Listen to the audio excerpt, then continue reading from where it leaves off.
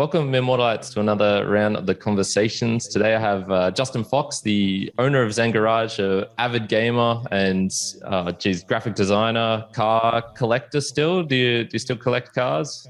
No, I don't. No, I don't. I think I've well and truly moved on. Yeah, because Um, I was watching some, like I mentioned just before, I was watching some of your old YouTube stuff, and you've got kudos first for putting stuff online like 8 years ago. That's ahead of the curve. But yeah, just seeing the sort of progression of like the topics that you go through over the time has been pretty fascinating as well.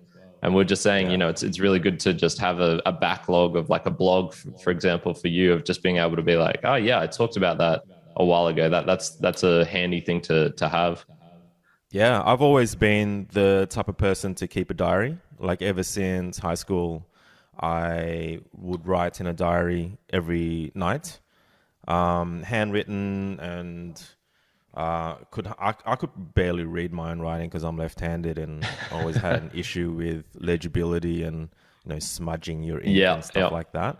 But I think I was a really emotional kid in high school, and it just helped for me to get shit out, I suppose, by keeping a diary.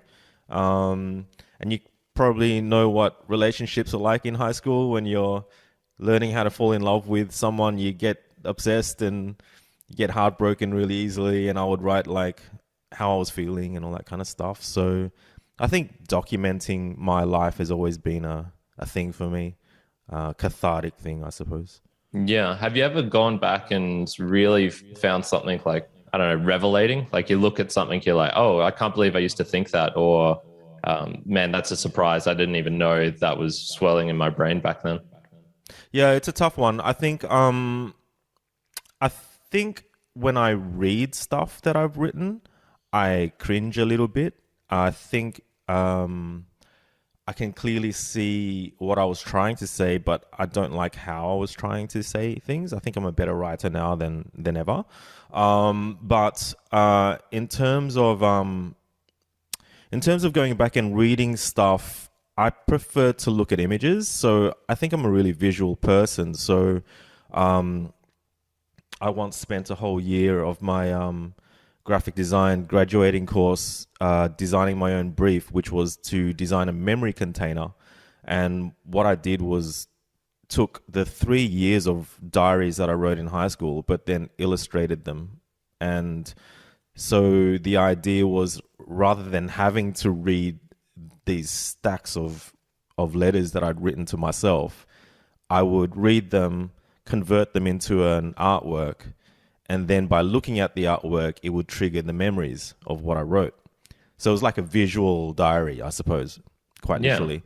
So I suppose I hated my writing so much that I wanted to convert it into Develop your imagery because that's artistic skills. well, yeah, I was better at art than writing. So I literally had a 100-page hardbound book, which was just all images, and by flicking through that, I would remember things, but without having to read. Um, and I think as a kid, probably we were all like that. Like, my dad had a shit ton of automotive magazines, and I wouldn't read a single thing. I would just every day pick a new magazine out and flick through it from back to front and just look at images. And for some reason in my head, I thought that there were new images being added to these magazines every time I flicked through them. But it's because I never systematically went through a magazine from start to end. So I Yeah, would I just sit gotcha. there and never get bored of these same magazines because I would flick through them in a different way and find something that I hadn't seen before. So, and comic books too, obviously. Super into comic books and hardly even read them too because I could see what was going on in the imagery. Yeah, yeah, So, that's real interesting that the order that you put things in is sort of almost how it shapes the experience of it. I had a little experience yesterday where I typically go out when I go out to handstands. I've started putting music on, and so I'll take like a little boombox with me and chuck on some music. And I've really been into the band Zoo lately, ZHU. It's like yeah. a French. I don't know how to describe their style. Sort of like I little love bit it, man. techno. It's sort of that. It's dark electro kind of. Uh, it reminds me of when you're coming home, smashed at 4 in the morning. Yeah, yeah. It's Perfect for handstands, man. it's like in the zone and kind of eerie. But yeah, I like Zoo. Yeah, Yeah, yeah, I know yeah. what you're So talking about. typically I'll just, press an album and just let it play through. Yep. And I sort of, half the reason I do that is to like respect the artist as well a little bit. They typically put things in an order for a reason. So, Dude, I'm so with you on that. yeah, I'm so happy we're talking about this. I'm so happy you brought that up because I think that's so lost these days in how people cherry pick. And, we always knew there was always that one song on the album that becomes the single because it's probably the most catchy song. And I get that. But you're so bang on. Like, when I was in a band, we would sit there and labor over the order of the songs. And you'd fight even with your bandmates about, no, this song should come before this one. And you're so right. And sometimes it tells a journey as well, like a story. There's an interesting one because I've never particularly thought about it, but mostly because I've never been like a musician. Do you, if you're creating music, do you sort of create it with the previous song in mind, or do you try and create standalone pieces and then sort of post hoc meld them together into something a bit more cohesive? Yeah, I think I don't know how I don't know if every artist works the same way, but I think generally speaking, you always have a little 4-track recorder, or this is what we used to use back in the day, and you'd have a little 4-track recorder, and songs would come to you when you're just mucking around, bits of songs. And they only become songs when you play it to another band member. That's what I find. Like, you can write something on your own, but the magic really happens when I'd be like, hey, Shazza, listen to this. And he'd be like, instantly just start drumming something out. And it's like, bam, there's something there. Or Aaron, my bass player, would do something completely melodic over something really heavy that I would do. And then you would have this, I suppose, juxtaposition that somehow works together. Something that you could not have created on your own. So I find that you might know, like, when some artists die, their parents or their record label will release a sketches album where it's just a whole lot of unfinished songs. And I find that quite disrespectful, to be honest, because you don't put any effort into recording these things. It's a sketch. It's literally, you just got a little bit of an idea. It's not meant to be heard. It's not meant to be judged. It's like same thing with I think when I'm trying to come up with an artwork or starting a new graphic design job, I'm always that guy in the studio that has my back to the wall, because I hate it when I've worked for some agencies where they have that central floating desk system where everyone's in the middle, so the boss can come out and just make sure everyone's working. Yeah. I fucking hate that, because there'll be some, I don't know, a secretary or someone going to make a coffee, and they'll go past my screen and go, "Oh, that look." Shut the fuck up! Don't you dare say anything. This is in progress. You need to nurture that, but you need to feel creatively free to try something bad and ugly before it gets good. Yeah. So I hate that when that process gets disturbed, and same thing with unfinished songs and stuff like that. And long way to answer your question, but yeah, I do think that it comes from like sketches, and I don't think artists have a whole album in mind per se. You triggered some thoughts on there's plenty of books that are created, I guess, or published after an author's death, and it's always fascinating hearing that it was published against his wishes as well. So they would say, like, to their spouse, like, burn all of these things, please. Like, I don't want any of this published. And it's a hard one, because typically they're like a fantastic writer, usually, like that's why you hear about it. And it provides an insight into their mind somewhat, or it's like it's definitely something new and unique, but they didn't want it out there as well. And I don't know what to think of that, because it's, there's some amazing books that are out there, and you're just like, Yeah. wow, I'm glad this exists. But if the author had their way, it would have all gone into the fire. Like, how do you? Yeah. I don't know which side to jump on with that. Like, which is better and which is not. Yeah, I'm with you, man. I think like Jeff, I'm a huge Jeff Buckley fan, and they released sketches, and some of the stuff he's just screaming, and he's doing it on purpose. Like he's he's not singing it properly. He's just jotting it down. He's just like, "Ah." And they release it. I'm like, oh man, how dare you? Like, I just couldn't believe it. I couldn't believe it.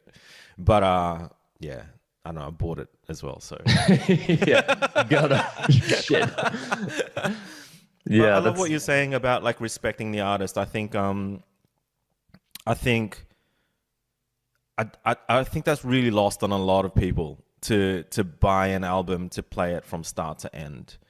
Um, that whole romantic concept of spending your hard-earned money that you earned like packing shelves at Woolies or something, and going into the city every weekend to go to Utopia and Red Eye Records, and to go to these like alternative record shops, as well as the humongous like Virgin Megastore, and what was the other one? I forget. Brashes, and they were really big. They were really big CD stores that were multi-levels big, and you would sit there and put your headphones on and juggle CDs and find something you like, and when you bought it was so romantic to take it home, put it on, and zone out and just check out the album art, unfold it, hope that there's like a multi-fold out thing so that you can have something to look at and read some stuff. And like, I think that it's kind of like probably what you get out of reading books. It's this tactile experience, and it's not just the best ofs, and like how you watch YouTube, they'll just take out 15 minutes or 10 minutes of a whole MasterChef episode or something, and they split one whole episode into 10 little sections, just these little morsels. Or Yeah. you probably also know, when you post your podcasts up in front of your online or and your mates or whatever, will be just like 3 fucking hours. Fuck that. And it's really commonplace. It's like, TLDR, or Yeah. too long didn't watch or something. Yeah.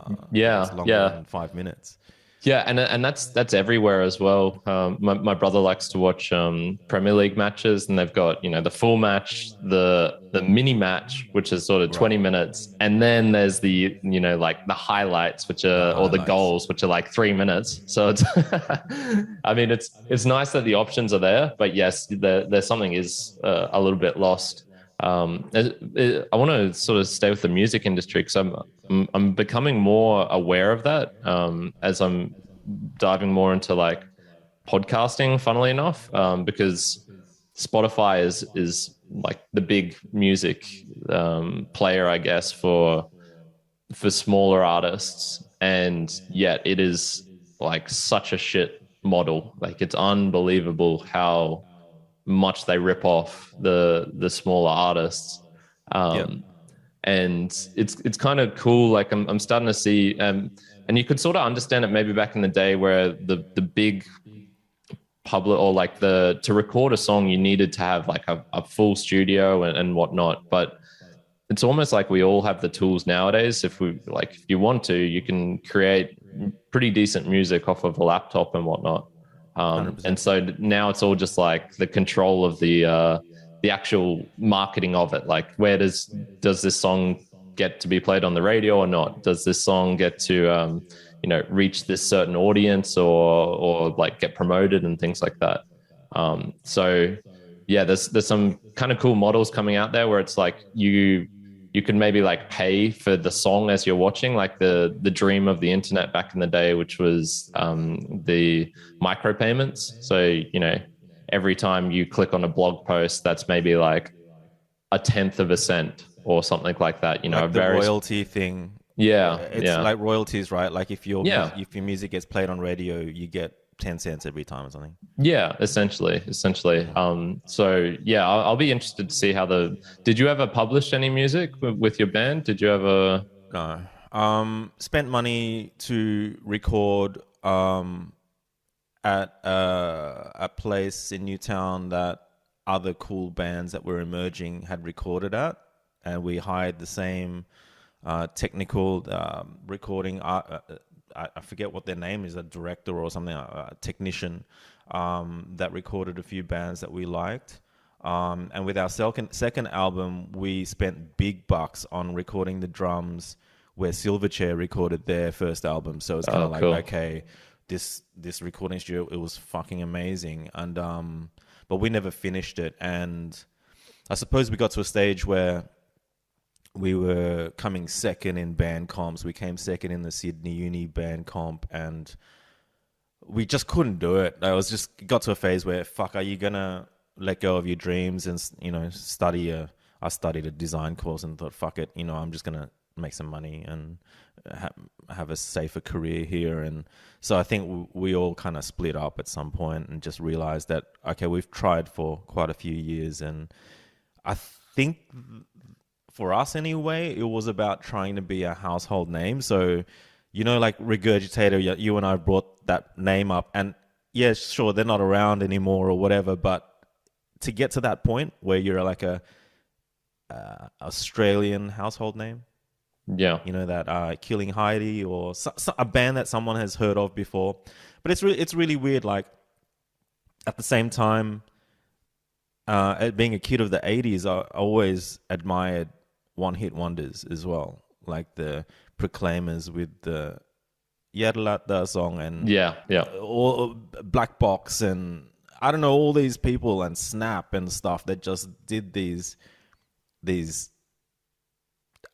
I don't know, I suppose every weekend I would watch Rage, which is all the hardcore shit, but then I'd also watch Rage until the morning where you'd have your commercial top hits, and you'd always be curious to see who would make it to the top 10. And sometimes your favorite bands did, like Faith No More's Epic got to #1 on the charts, which was fucking blew my mind, And you'd catch up with your relos or something. They'd be like, "Oh, so what are you listening to right now? Do you know?" I'm like, "Oh fuck, my favorite band's the #1." They're like, "Oh fuck that song, I fucking hate that song." but I just think I think with a lot of bands, you just want to be that household name. Like I don't think people chase the money. I don't think artists necessarily chase money primarily. I think you just love what you do so much and your friends love it, and you get to a point where I suppose as an artist you must publish and you must share your shit and it must be scrutinized, and you try your best to get it out there. That's it. So I think when you're talking about the music industry, there are a ton of documentaries on the boy bands and all of that stuff, how everyone got ripped off. All the rock bands, everyone throughout history has been ripped off by the music industry. Yes, they got out there. Yes, they got to play huge arenas and tours, and they got travel overseas and do their thing. And at some point, I suppose artists started to not be happy with that. Yeah. Do you think it's because it feels to me like it's sort of like a vicious cycle in that the truly unique artist is going to be one that doesn't, like you're right, doesn't care about the money or the fame or things like that. But that sort of makes them unaware that they're going to get fucked over if they're not wary of like signing this contract. It's sort of like, I don't really give a shit, whatever. Just leave me in peace, give me enough money so that I can, spend the next 5 years of my life recording and doing these cool things. And that it's sort of like that unawareness is what eventually catches up to them when they are mega famous. And it's like, oh shit, like I'm I'm really getting screwed over here. Like I'm putting in all this effort, and yet seeing not not seeing the monetary side of things, which you sort of it's hard because you don't want the money, but at the same time, like money is crucial for life. Like you can't be ignorant of money, otherwise you're gonna be out in the street or have so many problems and whatnot. It's sort of, I feel like podcasting is similar in a way. The best podcasters aren't the ones that care about money, but if you don't think about it, you'll get screwed over if you're not careful about it as well. I think you said the word contract, and I think that is probably what changes everything. Because I think as an artist, that word is probably really foreign to a lot of artists. Like that doesn't come into, when you're creating something, you're not thinking about forms and contracts and business and money and stuff. You're creating because of a need to express yourself, a need to get something out, or something political to say, whatever. But you're using your something very personal to create something that's not only self-satisfying but potentially might inspire other people or whatever, like something like that. And you're right, when it becomes a business, and business is such a dirty word to me, but I know it isn't, but it to me it's like it really changes. It's almost like yeah, you're right. An artist can, a band or whatever, can potentially get swept off their feet. And if you're touring, for example, just say you wrote a song about someone dying, or Eric Clapton, for example, he wrote a song about Tears in Heaven about his son dying, right?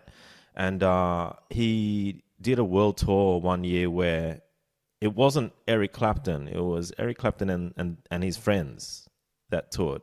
And his concept was to just have fun and do guitar solos for like 20 minutes long guitar solos, and then just hand it over to his buddy to the next song, and his mate would just do guitar solos. And I went to that concert with my mum, right? Because she's a Clapton fan, and all the oldies were there, and they were screaming out, song names, Tears in Heaven, Tears in Heaven. And he was just like, fuck you guys, I'm not fucking playing that. I'm having fun here. Yeah. And then people started to get really mad, and they were like, Layla. He didn't play a single song. He just jammed all night.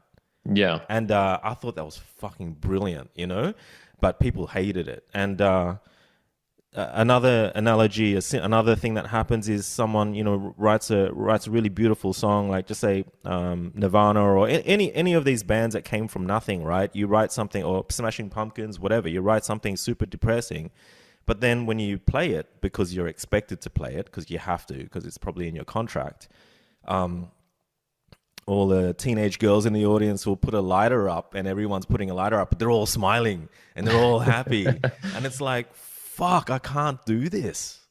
I can't pretend. I can't play this song because I have to. I can't play this song and be happy, happily do 3 encores. And I suppose that it becomes a real problem for a lot of artists, and having to tour and play the same emotional songs over and over again every night in a foreign country must be really tiring. I think it must be the really small things that would irk you as well. I'd usually chuck on the radio when I have a drive that is like 5 minutes or less. Otherwise, I'll put on something that's maybe a podcast or like a language learning thing or something. And you hear the intros that the artists have to do, like Ed Sheeran or something. He's like, I'm on B105 and this is blah, blah, blah. And that's contract stuff. Yeah, it makes me think, man, how much of your soul does that rip out each time? Because he doesn't know who B105 is. He doesn't care. But yet, how many times has he had to, how many radio stations are there in the world? Jeez, it's got to be like hundreds. He must have said that same line or a variation of that so many times. It's comedians and late night shows, and they want to do skits with you. I think in Australia they got him to surprise a couple at their wedding, and he played in front of them live, and he didn't know these people. He didn't know the radio Yeah. station. He doesn't know this country. And yeah, I think it's up to each individual, I suppose, in life to decide how much sacrifice and what's the word I'm looking for? I think I can't remember where I heard this the other day. It was probably listening to you, but it was like putting up with the bullshit. It's like um, there's a certain like amount of bullshit that you just have to endure, and it's like you got to choose what type of bullshit it is, whether it's you know, office politics at work, whether it's the Yeah. bullshit of, you know, government regulations, whether it's the bullshit of you know, not having so much money, so you have to scramble to get things together. It's like you just have to choose which game you're playing. Yeah, I think it shifts over time, right? Like our values shift and stuff. But for me, compromise has never really been great. Like I've never, it's because, for me, it's because I have to live with it. Like just say I'm working in graphic design. If I design, if I put on my tunes, like I'll put on Zoo or whatever, right? I'll put on something that I fucking found that, and I like it because it does something to me. So I go and put that on at midnight and start working on this job. And it's not about the money or whatever. This is what I do for a profession, right? So, but then I get in the zone on it. This is fucking my music, and I'm into this, and I'm putting everything that I have into this logo design or something, and I'm shifting letters around like a motherfucker for 3 hours. Next thing you know, it's 4 in the morning, right? And then you hand it over to the client at 9 o'clock, 10 o'clock, and then the feedback you get is like, oh yeah, Joe in the office here doesn't like the letter R in it, and Alice thinks the green doesn't quite work. It clashes a bit with the yellow, and you're sitting there and you're going, fuck, like I went into the zone for you guys. Like you're paying me because I'm the one who spent 4 years in a university course and then 4 more years getting good, and now I've got my own agency, and you're telling me that everyone in the office has chipped in and everyone's suggesting a change. And I'm like, fuck this, fuck this. Like it's a communication breakdown. I didn't ask you to send an email out to everyone in the office saying, hey, everyone, here's the new logo that designer sent through. What does everyone think? Yeah, yeah. And that just fucked everything. So it's, compromise is really difficult because in the end of the day, when I make those changes and then the client's happy, they're long gone, man. 5 years down the track, 10 years. I don't even remember who they are. Have never spoken to them ever again in my life. But I still remember that, oh my God, that logo was so much better before they fucked with it. Yeah. So I have to live with it forever. And It's imprinted on your brain. Yeah, for sure. it's my problem. It's my problem. Like, and that's the thing, like, chances are when you hand over a logo to a company, and, once I was at a car meet and I did some work for this dude who was running like insurance, like automotive insurance or something. And I think 4 or 5 years after I did the work for him, which he bargained me down to, because he's like, fuck, I don't know who the fuck you are. And because I was so egotistical back then, he's like, sorry, dude, I don't know who you are, so I can't afford that. And we bargained it down, whatever. And I did it for him anyway, because it was car related, right? And he came to one of my car meets and he said, dude, check this out. And he was showing me this huge fucking watch on his wrist. And I'm like, yeah, what? He goes, do you know what this is? This costs like $500,000, man. Jeez. And I'm like, what the fuck? And he goes, I just want to thank you so much for all the work you did like a few years ago. Like, we've hit the big time. Like, I'm fucking making millions. I'm like, well, fuck you, pay me, because you paid me nothing 4 years ago. And so that's another weird thing too, Yeah. Like yeah. when you see your work splattered all over town and stuff, and you're like, shit, I got $1,000 for that. But that poster on the bus shelter alone probably cost $5,000. Yeah. So it's really, life is weird in that, like, you could be seen as being successful. Other designers are jealous of you or happy for you that, oh my God, you did that job. great and all that stuff, and you're patting yourself on the back for that. But then when you hop out of it and see it from, it seems like as we grow older, there's more and more higher places to look down at yourself up from, and you see things and you keep readjusting and you keep seeing your successes in different lights. So back onto the music thing, it's like where you all of a sudden have a record label, you're touring Japan or whatever. It could have been your dream, but then when you get there, you have to pull yourself out again and go, oh shit, you're right. Maybe I'm being used here. Maybe I'm being taken advantage of. And it's funny how we always constantly have to reassess our successes in life. And Yeah. sometimes it's not a success at all. It's actually like, oh my God, I hate this. Yeah, it's really weird. Yeah, and that's a really tough bit because you have to have the mental capability to switch. The yeah, one thing I just really like, if I had one thing that I could just wish that continues on until my old age, is just being able to like sometimes be okay with something that I used to think or value or whatnot, just changing. Like just be like, all right, I thought I loved soccer for 60 years, but I'm really sick of this. Like I don't want to watch it anymore. Like, okay, Yeah. let's fill that time up with something else. I did want to ask you as well. Would you ever have any clients who would sort of just accept your work off the bat? And Yeah. because you were telling the story recently about the food produce that your friend was doing, and Yep. it's a small company. He's like almost doing it by himself. You send him a Mm-hmm. design, and still someone comes up with Yeah. some input and wants to change it. It's like, damn it, you can't win even with your friends. It's still there's still someone else who wants to chip in. Yeah.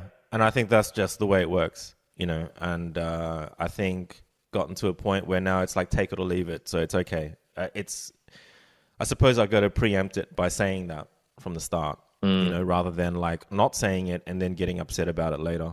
It's sort of like the Eric Clapton. Like as long as he sort of said like, "Hey, this is not the normal concert. Like I'm not going to play Yeah. the standard songs." Then if Yeah. people go there, it's sort of like, well, you should have known. Yeah. Yeah. Yeah. It's just a tough one, man, because I think throughout life, like, um, a lot of people try to get money from doing something that's related to what they love.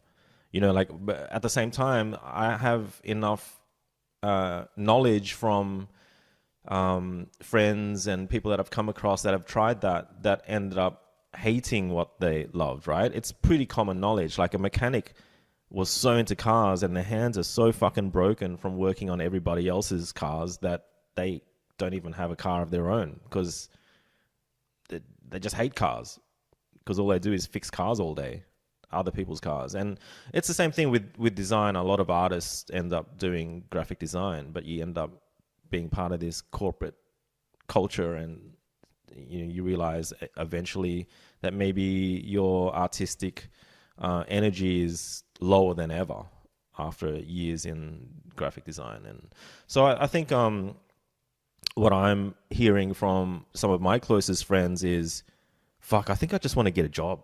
I just want to get a job at like a cafe and just serve coffee or something, and just not use any of the talents and skills that I've developed over the years that are really passionate to me and important to me, and just get a job for money, like go back to packing shelves again or something like that, and like I think it's happening. A lot of people seem to be going there and starting to get disillusioned with having that dream job.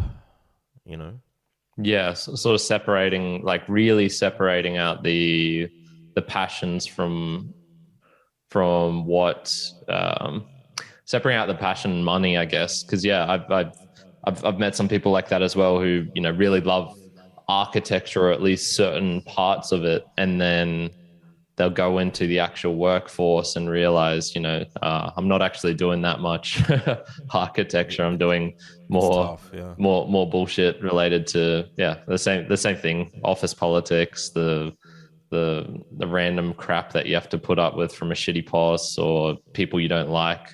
I think there is something to be said about just going, working in a cafe where even if everyone there hates it, it's like you all sort of hate it together. It's sort of like an acknowledgement of it. Yeah, it's a smaller community. It's like you end up making friends and stuff like that, and you have a story to tell too. You have a really interesting story because you've just decided to back out of doing what you've always dreamt of, and you become an interesting person within that little community there. So Yeah. sometimes that's a really good feeling. I think for so many of us, we try to influence more and more people. Like we call it the mainstream, right? So you're working in a big city and it's the mainstream, but deep down you're a hippie. You want to escape and you want to get off the stream and maybe move to nature somewhere. But then you're like, fuck, if I was out in nature, there's probably only like 5 people I can influence. So I'm really far off the mainstream. So I think we all go to the big smog, the big lights, and try our best to, you know,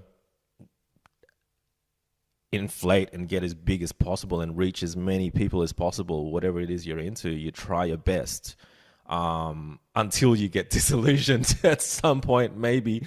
But I think it's it's like that full circle thing. I think also, when you were in high school, some kids, there's always going to be some kid in the bedroom that's creating the best shit ever, right? And it's like they should be focusing on their studies in school, but actually this unspent energy is used on something that's passion related, and they're creating something fucking amazing, but they're still also going to school, but school is completely separate. So that's the same analogy for an artist who decides to stay at home and make music and paint, but then to pay for that passion they go and get a job at a cafe instead. Just fucking disconnect.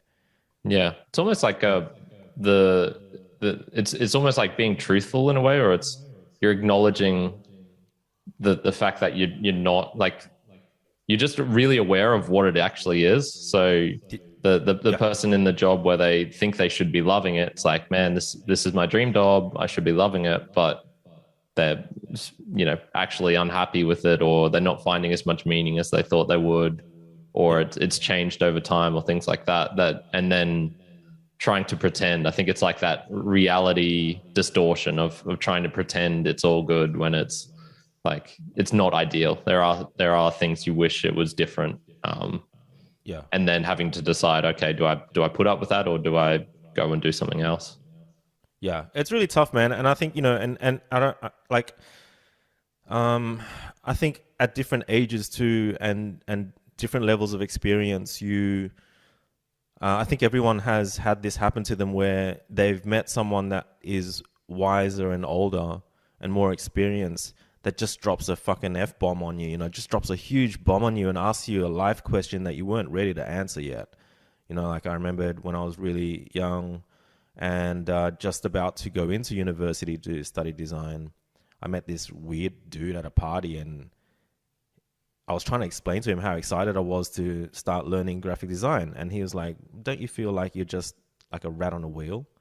And, that you would just be doing advertising. And he said it to me way before I started saying this shit and feeling this way. But I was about to go into university. I got accepted. I was excited, But I clearly remember I was sitting in the corner with some weird dude, and he was a nurse, and he felt really good about being a nurse, about contributing to society in a positive way. And I just thought it was weird, and I thought, like, who the fuck are you? Whatever. But like, it came back in memory that happened. And also another weird dude that I met, it was a good friend of mine's boyfriend, who was a lot older, and he came over to my house and he brought a bag of cocaine and was snorting cocaine and got high, and everything was fun and stuff. And then he just said to me, like, so, what do you want out of life?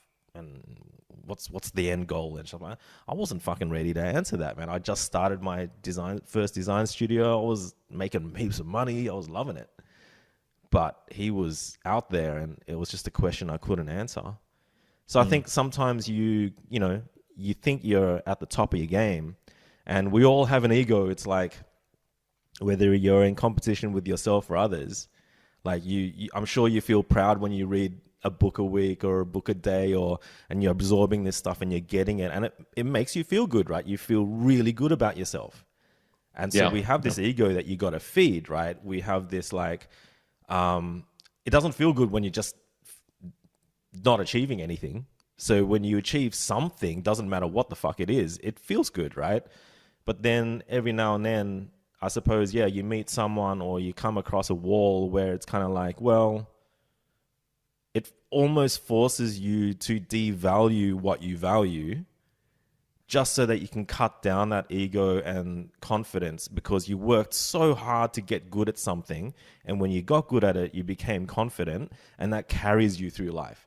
Because when you have confidence, you have this, I got the skills to pay the bills. Fucking nothing's going to hurt me. And it feels really good. But at the same time, you're so scared of not having that confidence anymore that you don't even try things out of your comfort zone anymore, because you just know what pays the bills. Yeah. Next thing you know, you're playing video games 10 hours a day, and like not even. Which is me. And it's like there is no sense of achievement there, but I'm like, fuck, it's okay. It's okay. It's like I don't have to. It's like I'm just trying to cut down that self-importance and that ego, and it's like it's a really tough one, because I do feel sorry for people who don't know what it is that they're into.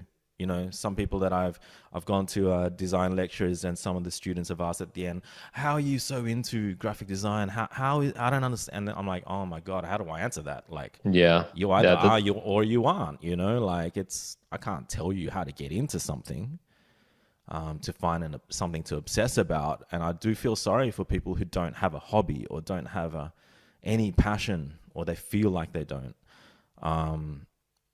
But it's also very easy to get really good at something, to gain the confidence. So it's not attitude anymore. It's real confidence, and everyone thinks that's the fucking be all and end all. But it's not. It's not, because it's actually more fascinating when you're learning. Like, that's what you're doing. You're reading so much, you're learning. It's actually more humbling to say, I'm not good at it yet, and that you're learning to get good. And it's so addicting, and you can't put it down, and you're getting better and better and better. But then once you've actually gotten good, I find like it's a very scary place to be. I don't know. Yeah. And it's a weird place to be. It's like that ego and self-importance and confidence might not necessarily do you favors. And like you said, you could be into soccer for like your whole life until you realize, like, actually, I don't think it's that important anymore. And like with cars, it's like that with me. All these guys are like, when are you going to take that race car out again? I'm like, I don't even think about it.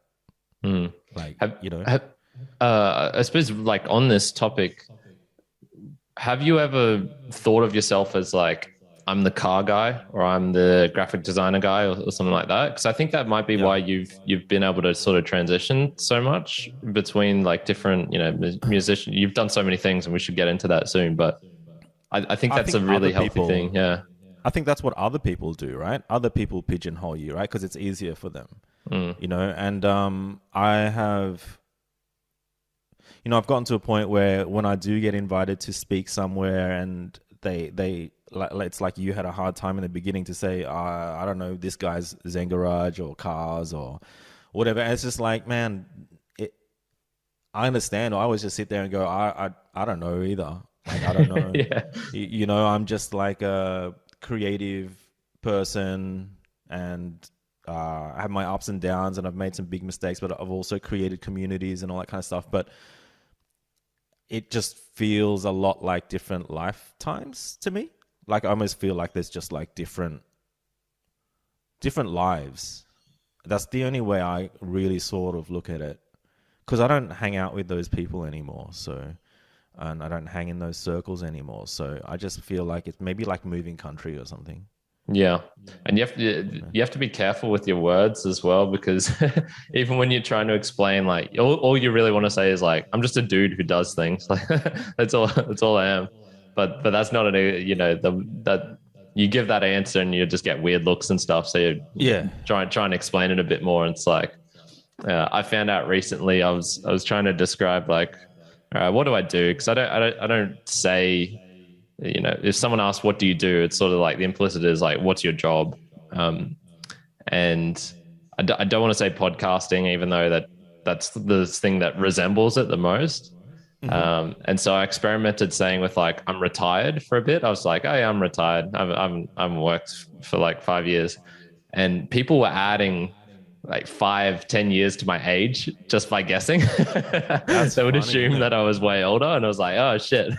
It's funny how just saying like one word can drastically like alter your physical appearance as well.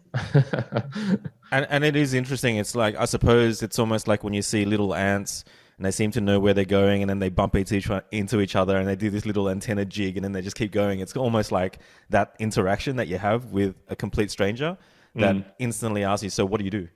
And it's like, yeah, so how do you make money, kind of thing, or whatever. And it's like, as soon as you say something, that you're right. It's like a human to human, ant to ant kind of, they want to say something to make you feel comfortable, but it's not that you asked for it. If I say like I'm a graphic designer, I've met countless of strangers where I said I'm a graphic designer, and they're like, "Oh, I need a new business card. Maybe I could contact you about that." No, Yeah. I didn't want your business. I didn't want your help. You asked me what I do. That's what I do. So it's fascinating. You're 100% bang on. I think it'd probably be more fun to just say you do something different every time Yeah. as a social experiment, because you're bang on. It's interesting. I suppose that's why in corporate culture people have such interesting titles, just to make themselves feel like Yeah, a maybe, little bit unique, a little bit different. yeah, I'll take a $10,000 pay cut for a interesting title, general manager, or some, I don't know, some weird titles that they come up with these days, are Yeah, part of like the creative justification. strategist, Yeah, yeah, marketing executive guru. yeah. Or like all those guys that are in IT, and so what do you do in IT? And it just is, I wish I didn't ask that question, because it's never anything defined. Yeah, yeah, for sure. What's so you've been, yeah, like we were saying, you've done a lot of things, man. There was like the Zen Garage, you're doing photography, the even just like playing video games. You seem to be like really getting into video games at the moment. Is Yeah, that super. do you like plan these things out? Do you get a feeling for like how long you'll be in a mood for, or it's sort of like you can't Oh, tell when the next almost like change will come up, or you'll start devoting more time to something else. I don't know. Like, I think with the video games, like I've reached some parts of it now where I'm like in the top 5% of the player base, and there's like 2 or 3 million players, and it's not the same as speaking at semi-permanent design conference in front of 3,000 people. It's not the same as running field trip conferences in Fed Square and the Seymour Center, and um, these memories that I have of things that I've been involved with the design community, and even with the car meets, like the end of month car meets where thousands of cars rocked up every month, and or getting my logo into Need for Speed, the computer game, and with EA games and stuff like that. Like, there are things. Uh, I suppose it's like, when your parents put you up against a wall and make a mark in the wall. Like, there are things that were marks in the wall for me that I can't ignore. Like, I have a bad memory, but I'll remember all of those big things, because I was really proud of myself for some things. But like, being in the top 5% of a computer game, I know I can't treat it the same way. It's going to fade away a lot quicker. But at the same time, I think I'm okay with it. Like, I think something comes from reaching so many big goals, not even if they were goals or not, but just having some of these huge experiences has really put myself at ease going forward. And it's not that I've given up, but it feels a lot like, okay, at least I've done that. And I don't mean to be patronizing or demeaning here, but I meet a lot of young people who, even though they're in their like mid 20s or something, they still haven't done what I was doing when I was 20 or 21. So I don't say that to them, but deep down, I think it, because I can see them struggling with all this modern crap or whatever, or still living at home with their parents, or just trying to do something. Or they think they're better than me in the computer game we're playing. But I was sitting there and I go, okay, well, fuck. You know, by that age, I had already done this, this, this, and this, and this. And that keeps me content, I suppose, to a point where I don't feel like I'm starving to fucking make another mark in the wall, because I have so many that I'm already really happy with. So yeah, I do feel like that is something that it you know, keeps me not sane, but it just keeps me from rushing into anything, if that makes sense. Yeah, I like the word content you use, because it's a I have a problem with the word happiness, because it's like you know, are you happy? Are you is if you're judging your life based on happiness, I tend to find that doesn't work out so great, because you can chase happiness. Like, it's always something that can be chased, and then you can use like artificial means, like, you know, use drugs or sex or whatever to like get that adrenaline boost, that get the cortisol rising, and you know, feel really good. But then the sort of come downs come as well. But it's with contentedness, it's like you can't chase it. You know, if you're chasing contentedness, it doesn't make sense. It's not like it almost forces you to like stop and just chill out a little bit. Like the very concept of Zen, your brand. One thing I do like about Zen and sort of Taoism as well is like, it sort of doesn't make sense. Like, the point of it is that it doesn't make sense and that it's paradoxical. And so, you know, it's almost like if you want to chase contentedness, you can't do that, but that's also the way you want to go. It's almost like a direction. Because chasing something is like being hungry about it, right? So if you're trying to be full but you're hungry, you got to do something about it because you're hungry. So you're bang on, but I think it's not something that you can achieve through reading something or being told something, right? Like, I think being content and, yeah, you're right, being content and happy is very different, but being full is experiences and knowledge and real life experiences, right? So I think, like, it's never been a situation where in life you meet someone that's exactly on your same wavelength. It just never happens. Everyone's on different levels.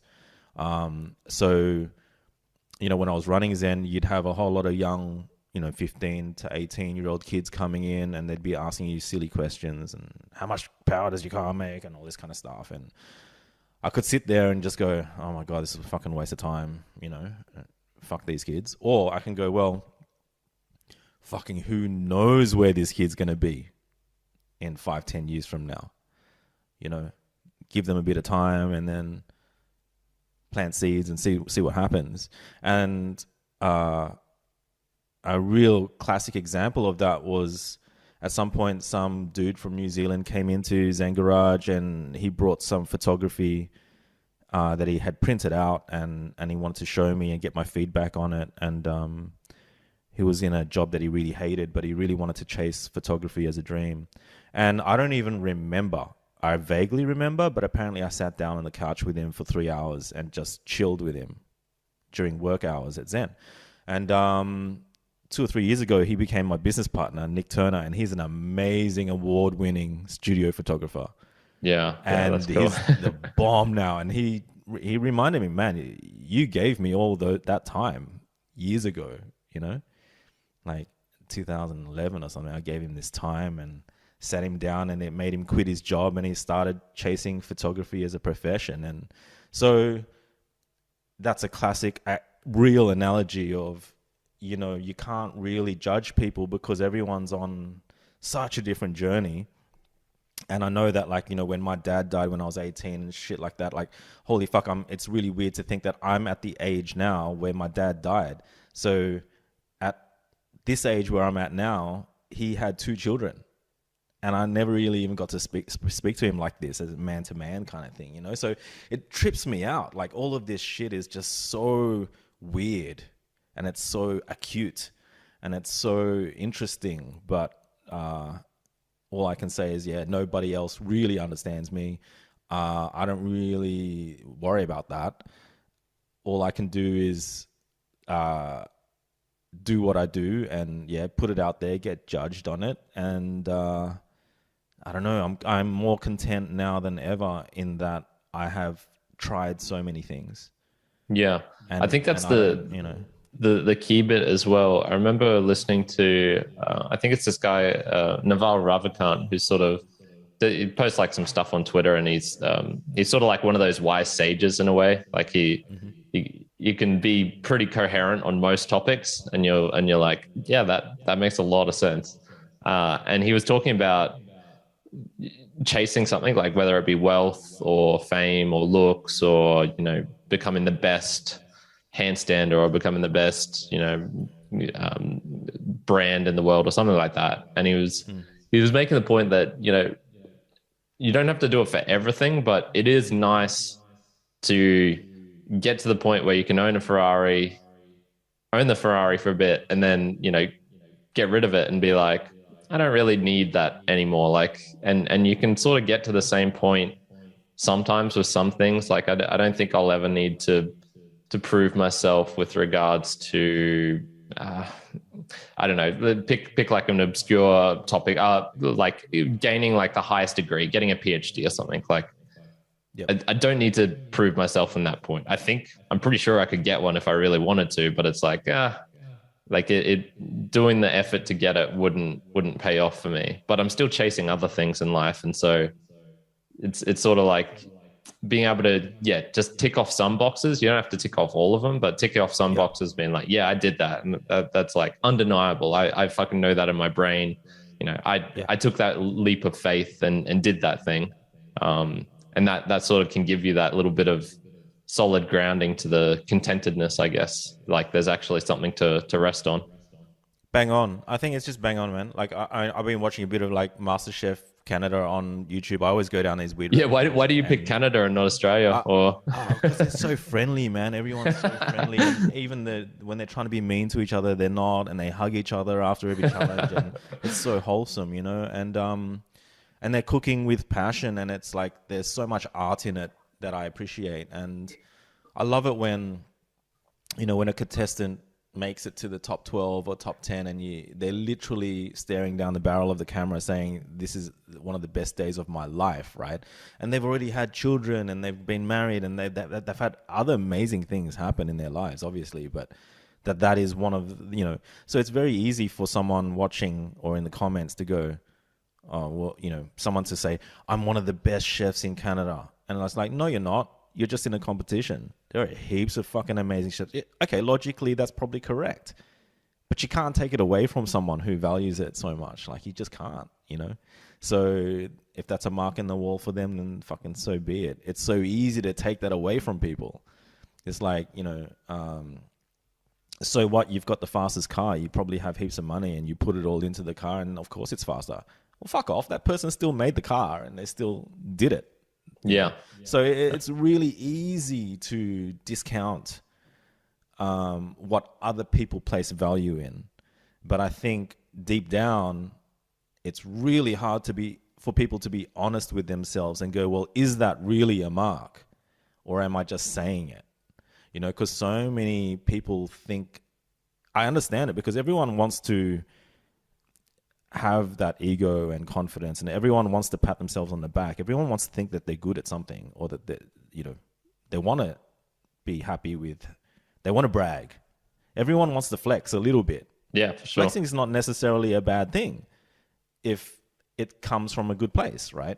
You're not putting somebody down to lift yourself up. You're just showing off something. There's nothing wrong with that. Yeah. But I think it's wrong when it doesn't come from an honest place. And I think heaps of people are dishonest with what they're flexing about. So there's someone who's flexing because they actually are good at it.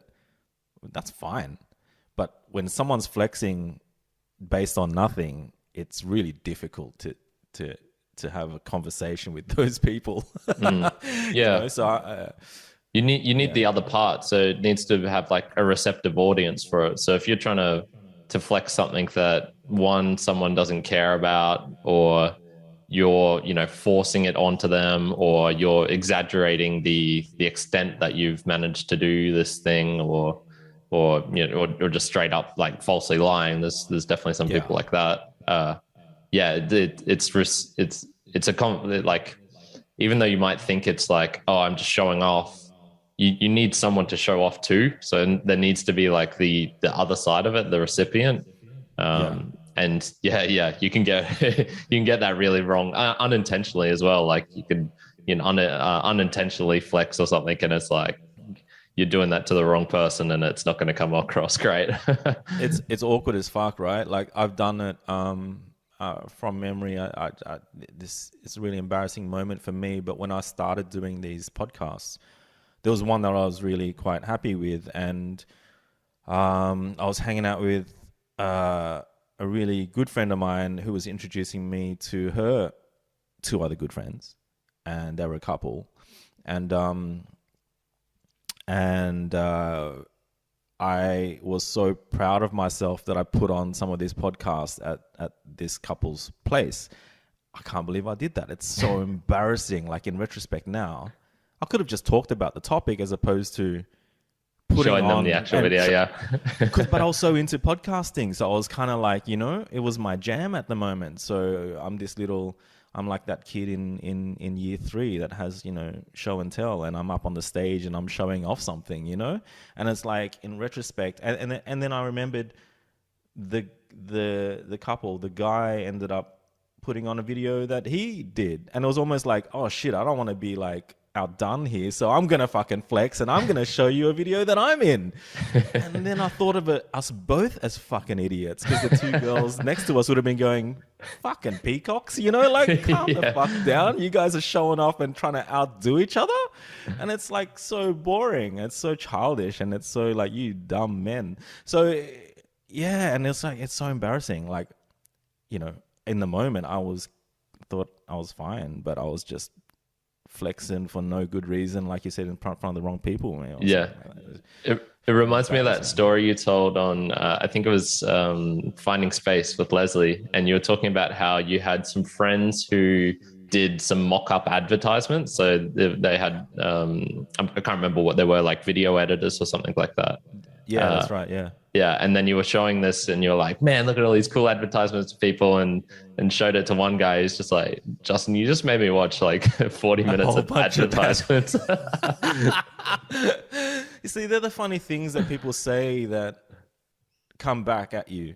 Like I was saying, like sometimes you meet people that have such a different perspective that at the time you're so pig-headed and sure of yourself that you just discount what they say, until much later on sometimes, where you go, shit, and it's true that a lot of people who have been abused when they were young, you're able to block shit out until eventually you really can figure out where some of your problems come from, so I think it's interesting how we do block out or devalue someone's opinion, thinking that that's stupidity and that's ridiculous, but only because we're coming from a place of being so secure in, our own minds about valuing what we've done and our achievements. And then, you think that you're so comfortable there that anything anybody says that is slightly negative or questions what you do,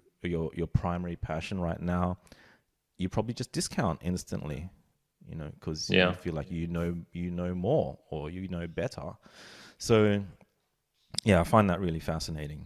It can be really tenuous as well. You just they can wear like baggy jeans or something, and you can maybe think like, everyone should be wearing like slim fitting jeans because that makes like the body look better, and et cetera, and then. Yeah, they could be talking about something economical, and you're just like, I don't need to listen to this. They wear stupid jeans, like just totally discount. Man. Yeah. And I do that all the time as well. Honestly, I need to Yeah, I should think about that a Don't you little think bit we more. all do? Like, Yeah. no, that's the thing. Like, don't you find that it's so weird that like we're so complicated? You know, like we're like I do love that Ouroboros, like the snake eating its tail, because I always look at it, these kind of conversations as that. Like I always, or I look at these kind of conversations as like smoking marijuana for the first time and just trying to figure out what life is about, and you end up just like throwing everything down. But at the end of it, you're no clearer than when you started. Yeah, yeah. 100%. You know, and I think that's to just not get frustrated with it, but instead just um, look at it almost as a vulnerability and just be open rather than closed. I've always found that that is the way forward, and I've always, generally speaking, I've always the only time I was ever scared to voice stuff was probably in high school when, you know, I would put my hand up and ask really dumb questions that was so dumb that they had nothing to do with what was on the blackboard, to the point where a teacher called me a loser once in front of the whole Whoa. class because it was Damn. such a dumb question. And so that all of that really got to me. You know, I was bullied a lot in school as well and all this kind of shit. So that's where I started. But then when I found art and all that kind of stuff, I started to realize, you know, fuck, I'm just going to own it. You know, I owned it. And ever since then, it's kind of always been about who gives a fuck if it's a dumb question. I'm just going to fucking do it anyway because I'm only human, kind of thing. Like literally you can't blame me for that. Yeah. So Yeah. I think that's always been in times of like doubt and all that kind of stuff. Like there hardly is any doubt for me because I always know like, well, all I can do is try and all I can do is do what I do. And I think that's really helped me with everything that I've sort of ever put myself into. For I sure. think that's always helped. Were you born here, Justin? Yeah. Yeah. Yeah. Yeah. So it wasn't like a language barrier or anything as well. You just, I mean, the schooling Oh, system is, yeah, it doesn't accommodate everyone. I was it's a born here. mixed They match. threw Yeah. me in ESL and stuff, even though I was born here. Yeah. Because I Yeah. was like one of the only Asian kids, so they threw me in there anyway. And yeah, I got bullied. Got bullied so hard in primary school. I used to get like hit in the back of the head all day long, slap head, and all the kind of names and all that shit. So it wasn't until I actually told my parents. I had an injury. Like one of the kids bullied me to a point where I sprained my thumb, and at that point, it was probably one of the hardest things I've ever had to do in my life, was to actually tell my parents that I was being bullied. And my dad came with me to the school the next day, and my whole life changed. No one bullied me ever again. Yeah. And it really taught me something. It's like you can be proud and you can be tough and shit like that, but at some point, you need to figure out a next level. The next level for me was to just go, you know, fucking tell somebody. Yeah. How wild's that? That the hardest thing wasn't, you know, the enduring of it. It was It was yeah, just actually telling your asking parents. for help. Yeah. Yeah. So I think that's another lesson learned, you know, like really is a childhood thing that really just solidified something in my head going forwards, you know.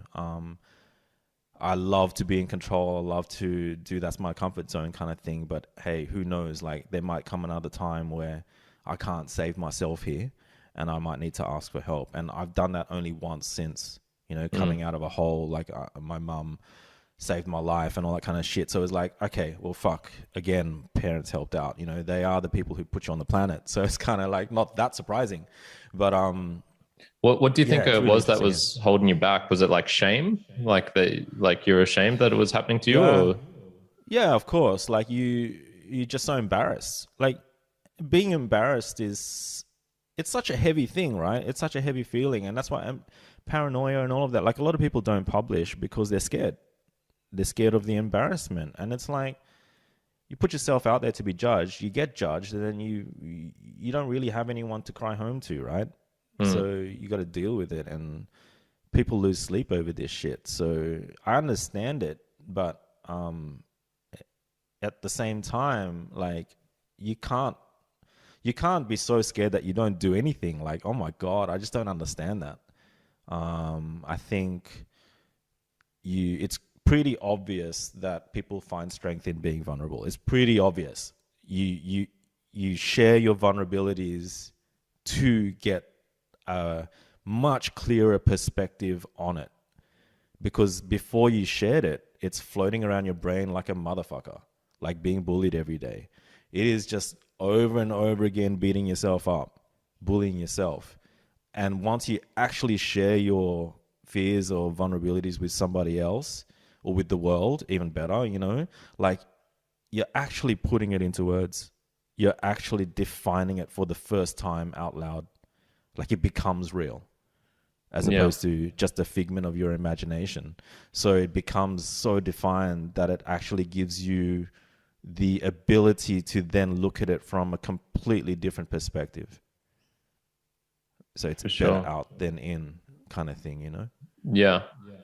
This is kind of like it's a question I want to ask because I just have zero experience with this sort of topic, I suppose, which is you do a bunch of photography for escorts, right? So what's like their general and it's kind of a shit question because I'm asking you to generalize over I'm sure a bunch of different people, but how do they typically behave? Because I'm really interested in like what's their general perception of like telling family members, for example, or like owning it? Like, what do you do for work? Oh, I'm an escort, sort of thing.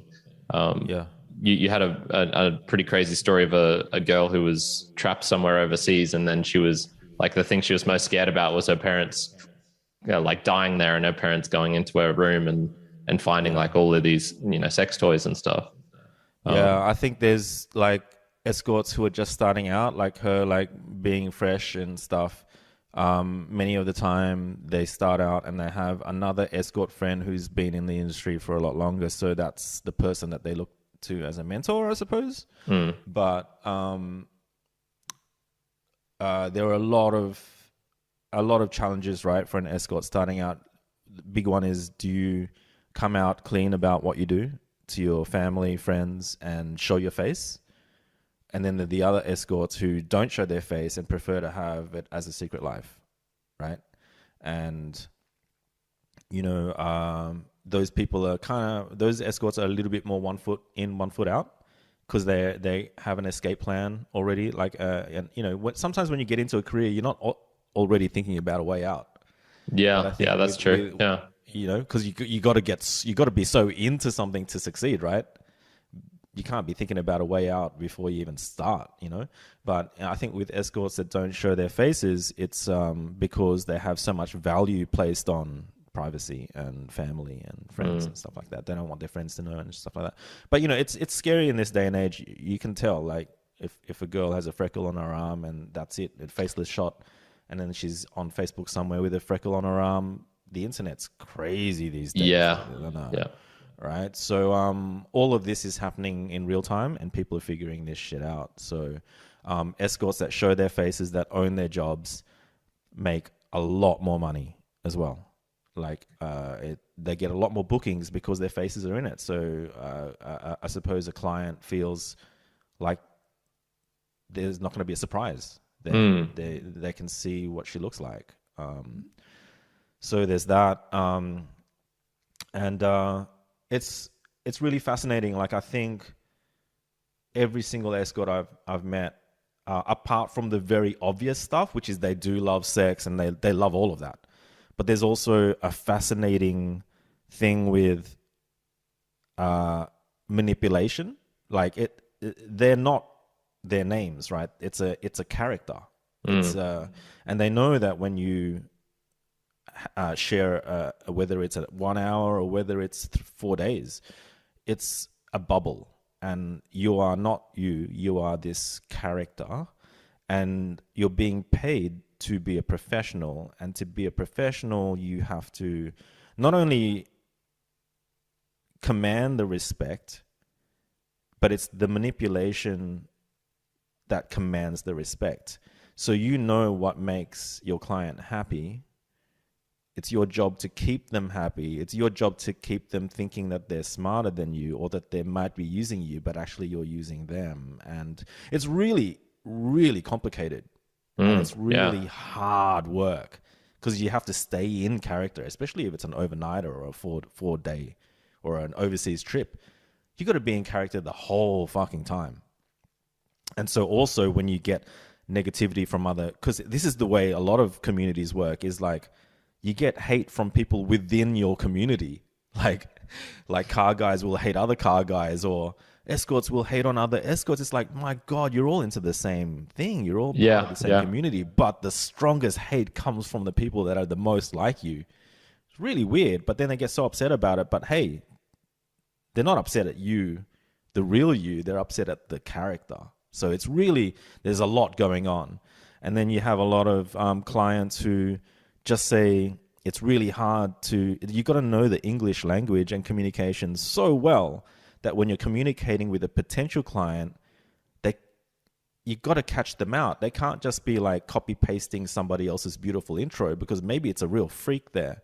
So you got to ask some weird, have a weird conversation on text and try to figure out if this person's a freak or not. And God, there are a lot of freaks, man. Like there's like messages that are like, fuck you, you fucking ugly bitch. Fuck you for not replying to me or whatever. And it's like, God damn, they started out so sweet. And then they went so ape shit to a point where it's abusive as fuck. And it's like, it freaks me out that these men exist, because like that person has a mother and a sister and maybe a daughter and stuff, but they're talking like that. And it's real. I've seen these messages. I'm like, wow, like it's unbelievable. So, escorts are fascinating people, and it's really hard work, and it's not always got to do with abuse or anything like that. But a lot of the time, it is got to do with relationship gone bad or a marriage gone bad, and then I suppose finding confidence again through somebody else giving you adoration. And it's quite addictive. It must be quite addictive to be married to someone who was so abusive and put you in such a low position, but then to meet people every week that adore you. It must be like a drug as well. Yeah.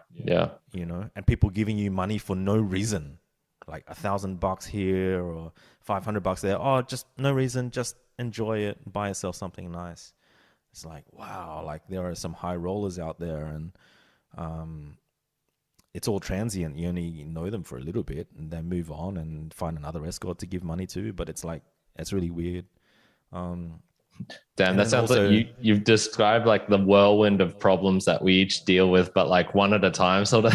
It's like, you know, online hate versus real life interactions, the being embarrassed of something, the drug of an addictive substance, or like addictive routine or something like that. Yeah. It's amazing, man. And also another thing is like when some girls start to earn big money, like 10K, 10 to 20K a week, right? Buying like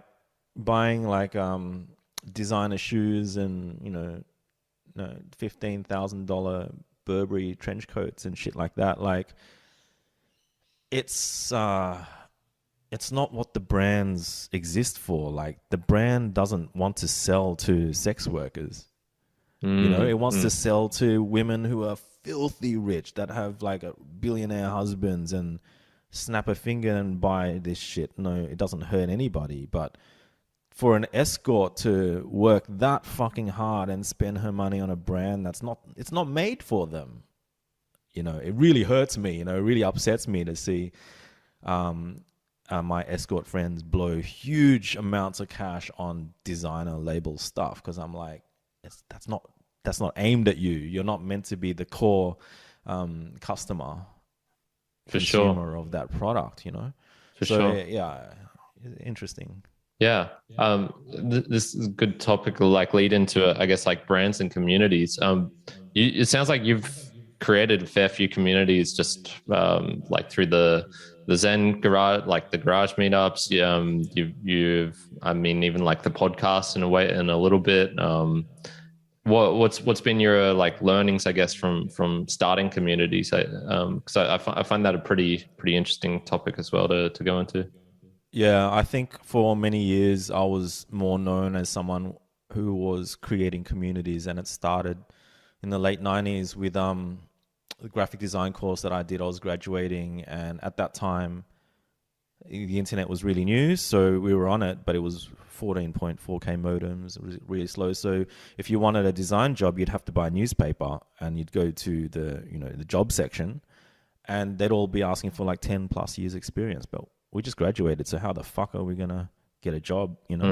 So also a particular during university, a particular famous designer was flown over from London to give us a pep talk, and she singled me out of all 40 students in the class. I was wearing like goth clothing, like long braids and fucking high heels and ripped up pants and tights. I was wearing tights, and she pointed at me and she said, "You won't make it. You won't get a job dressing like that.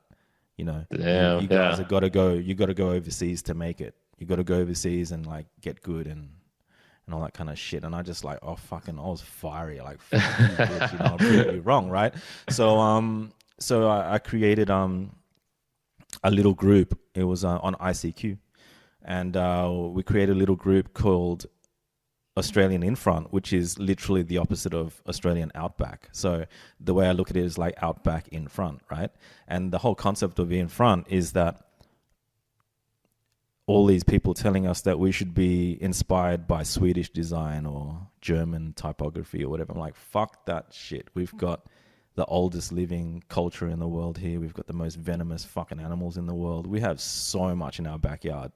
Let's all be proud of it. Take inspiration from our own fucking country and stop copying other people's shit. Fuck going overseas to make it. Let's make it here. Let's all go, like, we're in front of everybody else from the outback, right? We're right on the edge of the fucking country. We're on like the Sydney and Melbourne. We're at the edges. We're in front of everybody else. And we're just yelling out to the rest of the world saying, fucking look at us. Our design's fucking awesome. We're Australian. We're proud of this shit. So that was this thing, the whole concept of creating a community where we'd been taught that we're nothing, that we should go overseas to make it, and that we should copy other countries' work. But I really turned it around and started to get people proud of taking inspiration from our own backyard, right? So Australian In Front was born, and I created a manifesto, and it was really powerful. And at Sydney Design 99, which was this huge international design conference that was at Darling Harbour. So they used every single fucking hall at Darling Harbour. My professor got to have like a little slot for a presentation in front of the whole conference. And he asked me to do it, to represent the university, because he thought I was a fucking weirdo, but he also really gave me a hard time for 4 years. But he actually said to me that he only gave me a hard time because he could see something in me. So he asked me can you represent the university and go up and talk about the uni?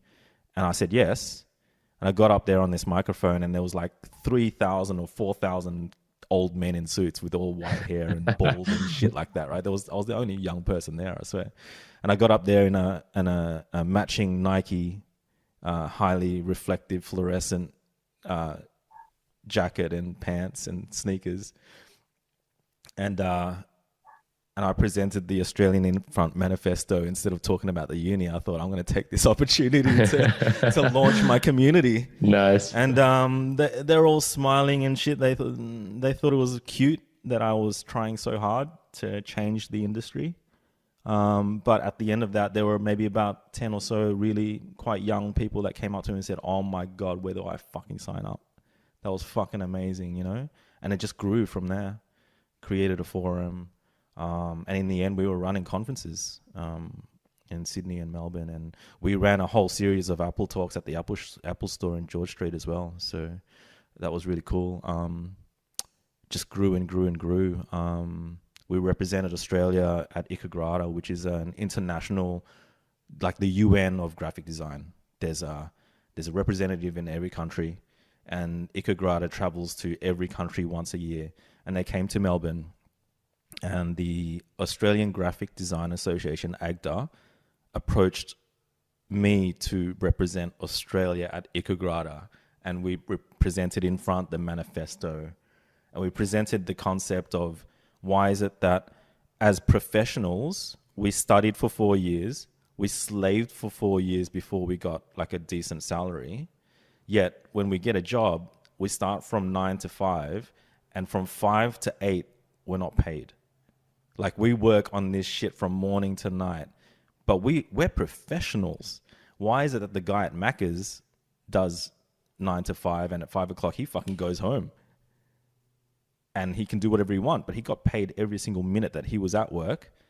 But as professionals, we slogged it. 4 years uni, 4 years junior, finally going to graphic designer, then senior designer. And now as senior designers, 9 to 5 we're being paid, but from 5 to 8 when we're still working, we're not being paid.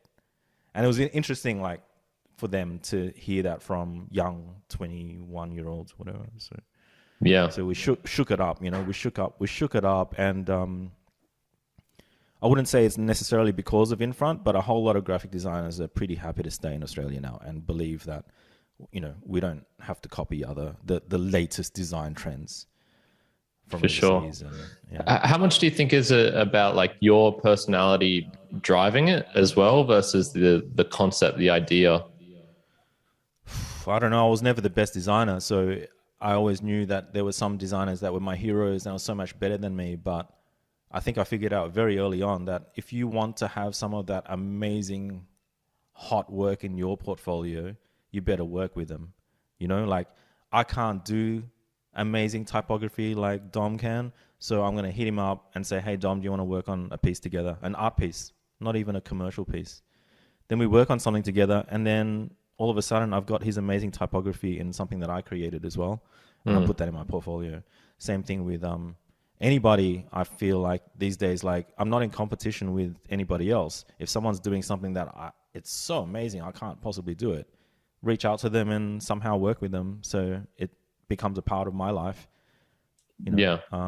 And I think that's community, man. I think that's what community is. It's not about like flexing and saying I'm the best at this. It's like when you start to meld and work together and create community projects. Like, we had one of our most popular projects was called Visual Response, and the idea was we would set a canvas size and say no photography allowed, because we didn't want people to break copyright issues. And we would choose a topical word every month. Refugee was huge at that time, so that was probably our biggest word ever. We did Visual Response number 8 or number 9 or something like that. It was the 9th time we did it, and the word was refugee. And fuck, we got more entries than ever before. And it's just amazing how people can express themselves through a blank canvas and using Illustrator or something, and without photography, and just create amazingly powerful images. We've had really interesting words, you know, like woman, or just fantastic project for the whole community to get involved in, and everyone to submit a piece, and then for us to take the top voted pieces and actually have art shows and art galleries to show off the work and stuff. So real sense of community, real sense of, we had really strong messages. Like, I think Zen Garage, we've got, it's okay if you don't get it. But with Infront, we had get involved, get in front. We had always have something to say. Yeah, we had like strong inspirational messages. And I think, you know, you create community by involving people, right? And then putting their work to the front somehow. And when, like, same with the car community, like, I would reach out to all the magazines and say, hey, I'm running this car meet. Can I have a couple of pages, you know, in your magazine, and just take some photos at the car meet? And my God, when guys would see their car in their favorite automotive magazine, they're part of your community for life. It's just so good. Feels so good, you know? It feels so good to see your car in a mag. So, same thing with the car meets. It's like, there's always going to be photographers that only shoot the 4 or 5 hot cars there. But my job as the guy who runs the community, my job was to take a photo of every car there. It got to a point where it was impossible because the car meets got so big. But the concept was you can park your shit box next to a car that's like worth $500,000. There's nowhere that says you can't park your car next to that car. It's like everyone's car means something to them. So if you shoot everyone's cars and they see a photo of their car on the forum the next day, it's a sense of community. You know, they feel so happy that someone took a shot of their car. That's super cool. When you join, like you personally join others, so you were talking about you've joined like a gaming one recently. Is that sort of what you look for, like the ability to interact? Like it's almost like easy for you to be part of it. Like you don't have to take too many steps. Yeah, I suppose I look at it as after creating Infront and the forum and all of that and the website, creating the second community was so much easier. It's like I look at it as like the Batman belt with all the little yellow pouches, and it's like you have this belt of tricks and you can just apply the same thing to the next. And it's actually got easier and easier because with the design community, they're so critical about layout, typography, and how it looks and feels. And so they were the hardest crowd to please. But when I created a car community, they don't know the first thing about graphic design really. So what was weird was the forum just looked so much hotter than all the other automotive forums that existed, you know? And what was funny is I approached all of those forums, Toy Mods, Skylines Australia, Oz Honda, all the biggest car forums. I approached them and said, hey, I'm a graphic designer. Your forum looks disgusting. Can I redesign the banner for you? And it was funny because all the sites were designed by me in the end. It's just easy for me. But I enjoyed that because then I would visit other people's forums and I would see my work there and I'd feel really proud about it, you know? Yeah.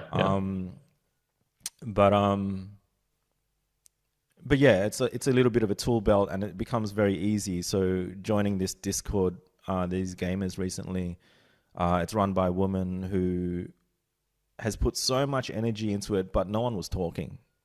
It was so quiet in there, you know? So I said, one of the most populated threads on the forums that I've ever run has been the word association game, where you write blue and then the next person writes red and someone writes heat, and then it's addictive. Sometimes people are too scared to say something real, but they'll join a silly game and just start typing. And we did it, and it's like within 3 weeks it became the most commented thread in the history of her Discord. So I create wallpapers for them every week. So I'll just sit in Photoshop for give myself 15-20 minutes and create something cool for them. And next thing you know, people are sending in photos of their desktop setups with my wallpaper on it. And it's this thing, like you just nurture it and get people to come out of the woodwork and start sharing. So that's cool. Yeah. I like that. I've sort of been thinking about for the mere mortals, what do I want to create one? It's sort of hard for me because the more time I spend offline, generally the happier I am. The more I feel like I'm doing well.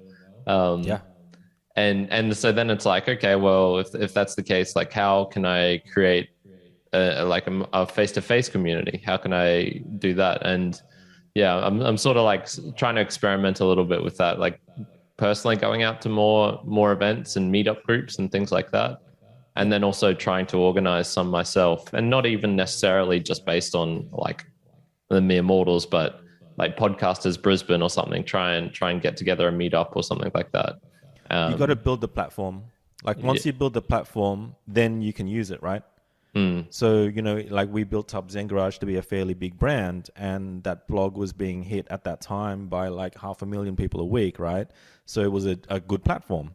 So then it's very easy for us to use that platform and social media to call out and say, we did a photography thing where we would say, we're doing a photo walk and we're going to meet up at Zen Garage on Saturday. Bring your iPhone, bring your camera, digital, film, doesn't fucking matter. Just come along and we're going to walk from here and break into the fucking train yards and we're going to take photos of trams. Yeah. And man, the people that rocked up, it was fucking sick. And then we jumped the fence, the cops came and everything. It was fucking awesome, right? I said to everybody, don't worry, it was an awesome day. Thanks for coming. Your photos will be, send me the photos to Justin at Zen Garage, and then send me a link to WeTransfer, whatever, and I'll put them all up in a huge feature on the blog. And I did that the very next day, and that's community. Again, you have the platform. You have to have the platform. And once you do, and you publish other people's work that haven't, especially people who've never been published before, they're so stoked, you know? Yeah. Yeah. That's how you create that community. So, yeah, you have to lead and you have to have a platform. For sure. For sure. That's really cool. Slightly off topic, but ever since I heard this, I really wanted to ask you about this. You were involved with a mobile game once upon a time, and it was sort of like, it was like a Candy Crush type thing, was it? Or like it was sort of like a simple mobile game, right? Yeah, it wasn't that simple actually. It was really technically, it was quite brilliant. But yeah, I have to be really. I have talked about this, but I suppose that company is not around anymore. I just checked the other day. Actually, I checked to see if their website was around, but they're not around anymore. And I haven't spoken to the people who run it, but they're good friends of mine. Yeah. Yeah. Well, whatever the game was, like, there was a point where you were saying that it was going really successful, starting to make like a lot of money from it, and you found out that there was basically, I don't know, like 90% of the revenue was coming from like one kid who was using his mom's credit card. Is that how that story went? Yeah. And it's a good analogy for so many things in life, right? So many, like, you know, they're called whales in the gaming industry. They're called whales. So do the developers that make the game think about the whales? Probably not, but the managing team probably does. Yeah. So there's always two, like when people hate a game and hate the developers, they probably don't hate the developers.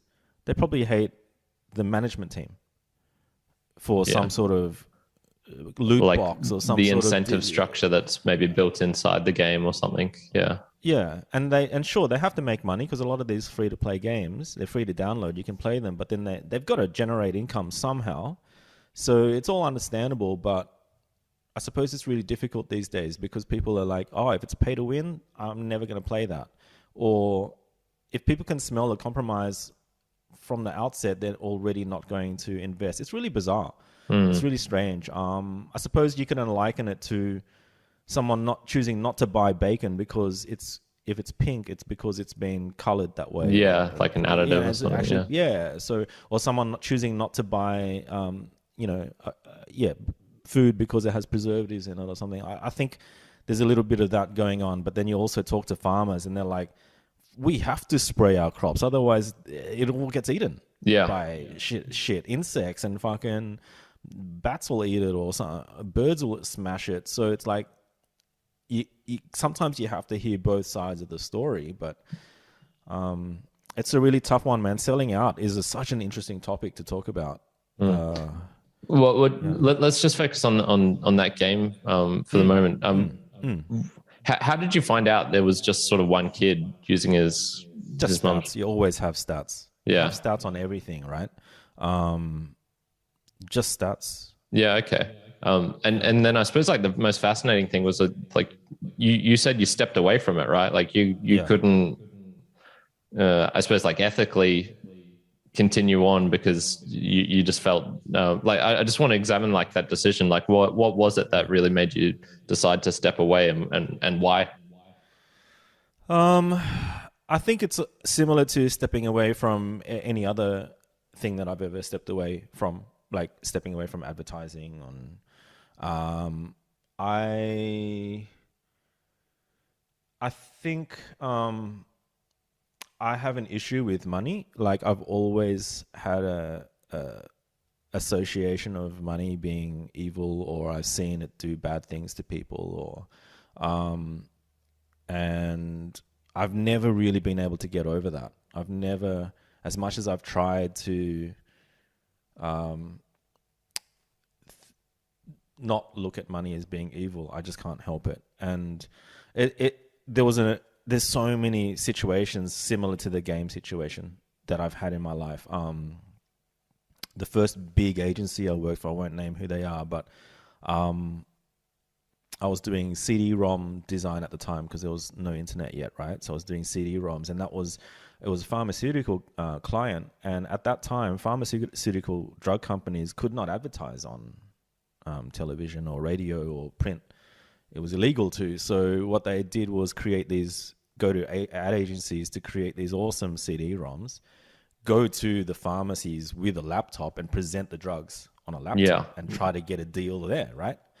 So I was employed, and I had this job for an HIV drug that was designed to slow down HIV. It wasn't a cure, it was just to slow it down. It was a very early drug. It was very early days. And it was the first sort of cool job for me. They said, like, you can do whatever the fuck you want. Just make it rad, make it street cool, grungy type, whatever you want. Just make it fucking, crazy cool, street cool. And to sell it, and sell it to a younger market kind of thing. And I put everything I had into it until I did a bit of digging around, and I found out from my project manager that they had so much of the old stock that this new stock and a better, more improved HIV drug was coming. So they hired me to sell the old stock as much as I could, because they didn't want to just throw it in the bin. But they already had the new, better drug. So for me, it was so fucked. Like, I didn't quite quit the job at that time, but that's when I knew, like, oh man, I need to be careful of what I'm doing as a designer. I was a junior still, but I'm like, I don't have to live with it. Somebody else is going to do it. Yeah, yeah. And you're playing part in it almost. Like it's a minor role, but yeah. It's like we were talking about before. I have to sleep with this shit. Like, I have to remember this forever. And I did a website for a mining company too, and I made it look fucking hot. Shit hot, man. And it's like, oh my God. I did that, I tried to make up for it by doing, like, I did the Ted Knopf's Foundation. I did the charity in King's Cross. And I've done a few free sites for charities because I felt so bad about some of the sites that I did when I was younger. For the money, I worked for a PR company in Sydney, CBD, huge company. I didn't even know that the stuff in the Sydney Morning Herald was all PR.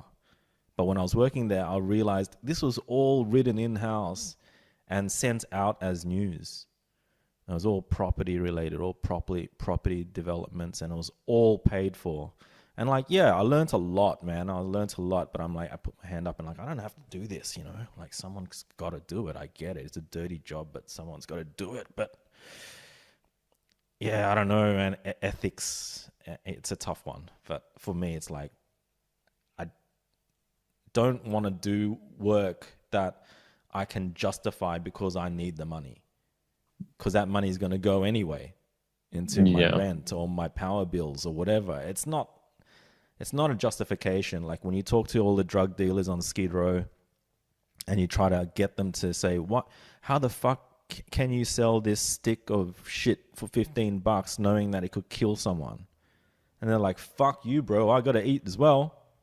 I got mouths to feed. That's their justification. I don't buy it.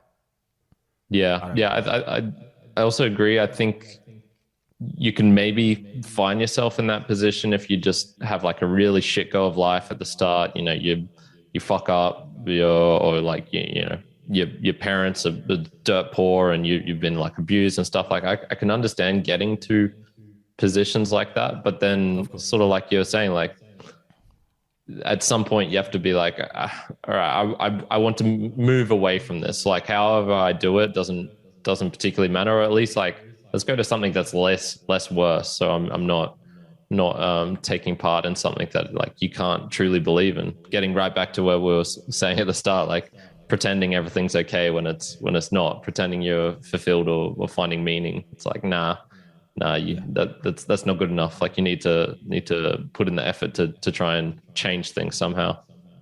Yeah, it's really hard to be real, man. I think it's like a lot of people say that everything that I say is so real and all that kind of stuff. It's not that it's real. It's just like, and I call it real talk sometimes. In the podcast, I used to always call it real talk because, unfiltered and kind of like, but that doesn't mean it's real. It's just the reality that I know, but it doesn't mean it's, I don't know, when people say it's real, it's almost like they're branding it in Yeah, a like, certain way. you can be It as real doesn't as you mean want, and then you meet a person who's like, "You're just a sheep. You don't understand how the government's manipulating." You're like, "Okay." exactly right. So I think being real is almost like become a cool thing, cool hashtag keep it real kind of thing. But I think the message of being honest to yourself and being vulnerable and that it's okay to, I think that is something that is very lost. And it's not about feeling sorry for yourself, because I hear a lot of that as well. But I think the concept of being honest to yourself, and in doing so, sharing that honesty with others, is, there's two things there.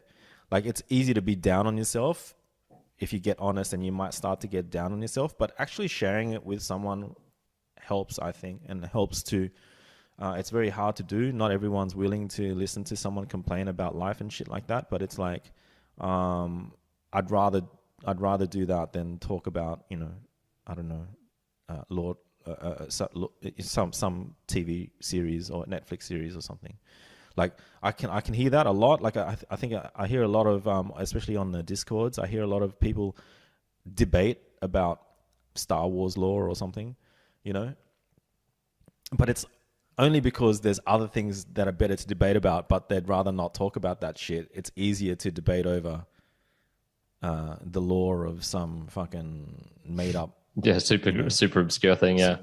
yeah, and it's easy, and I can hear it. It's easier, and it's almost like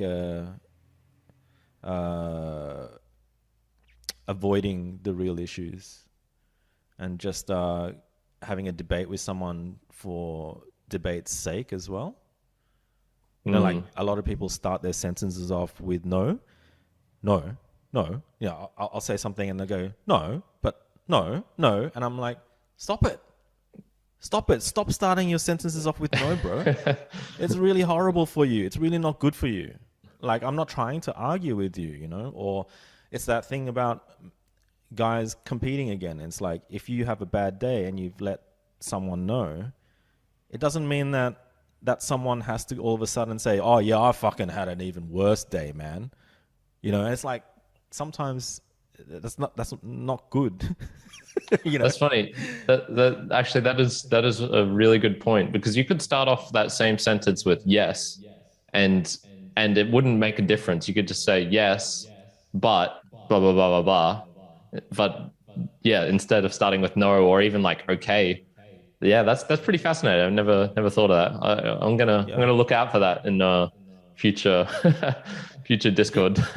It's like, yeah, and it's like what you were saying with defining what you do for work and how it changes people's mentalities. So if you say no all the time as the first thing that comes out of your mouth, it's really tiring. Just stop doing it to yourself and to your friends, because it's like, it's a horrible vibe, because it makes it sound like you were biting at the bit to give someone a different viewpoint, which is really nice for sometimes, but not with everything that's being said, Yeah. And I have that other thing of when someone says to me that you should do this, you should do that. It's completely psychological, but if someone was to replace that word should with could, I instantly prick up and listen. But if it's like, you should do this, you should do that, you shouldn't do this, or you should, it's just like, man, like, just don't even use those words. It's a really simple shift. So yeah. I think I like my default. I think if I had like zero inputs, or like I didn't think about it, I'd maybe have like a slightly negative personality, I think. But I you would? Yeah, yeah, and I think it's well, at least when I was a kid, man, I sort of like age, like puberty through to 21. I was very in my own mind, and I'd get like anxious and just have sort of like spirals of negative thoughts. And I think one of the ways I got out of that was, one, doing things in the world. So sort of like we were saying, instead of just like thinking about something, actually just going to do it. like approaching a girl on the street. That was fucking horrendously nerve wracking for me. But I started doing it, and it was like, oh man, this is okay. I can actually do it. Like I'm not going to die, sort of thing. Yeah. But even nowadays, I would say like there's a little part of me where I need to remind myself like, hey, be positive. Start off the sentence with yes, because maybe the default for me would be to say no, or to be like, you know. I find myself doing that with my brother sometimes, or like family members, and it's Right. instead I could just say something positive right at the start, and then give a whole spiel of why they're stupid and whatever they're thinking of doing is wrong. But Yeah. it makes a big difference to just have that like little positive thing at the start, I think. Yeah, it's a big trap. It's a big trap because it's like when you're saying no a lot, you're not only just being argumentative, you're also being defensive. And the whole exciting thing about meeting like-minded people is that we tend to drop our guards a lot quicker.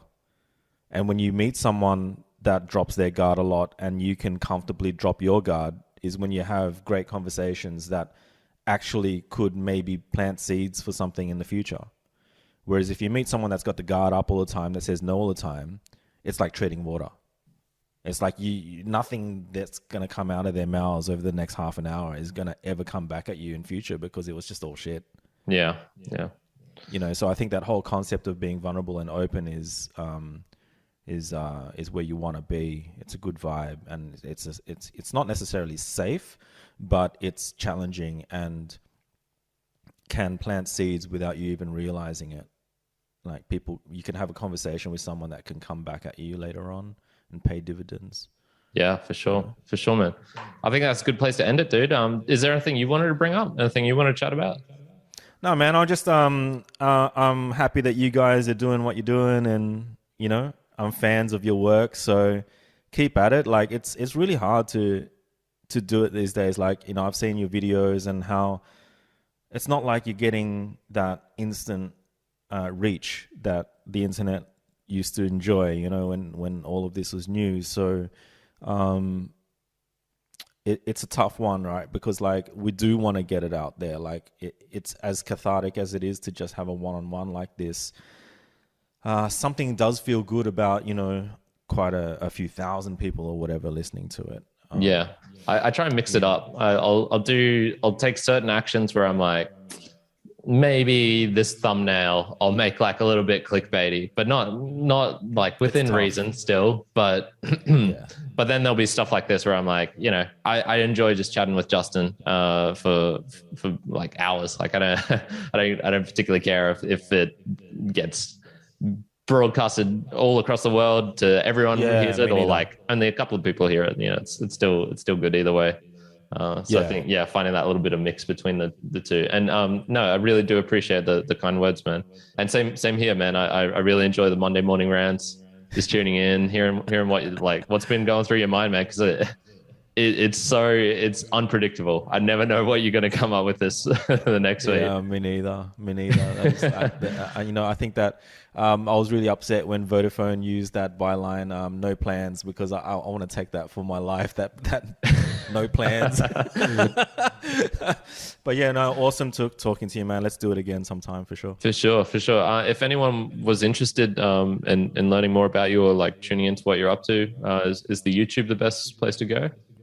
I really don't know. I don't really have the one central place, so I suppose if they just Google my name, they'll see whatever's sort of most viewed at the moment. Actually, that'd be kind of fun. Like, what will the Google algorithm chuck up first? Will it be graphic design stuff? Will it be the cars? Will it be I'm not the sure. gaming It could stuff? be this American dude who has the same name and he writes really just rock music. So. Yeah, probably. All right, that's a perfect analogy. Awesome, man. Thanks so much, and let's do this again, dude. This is real fun.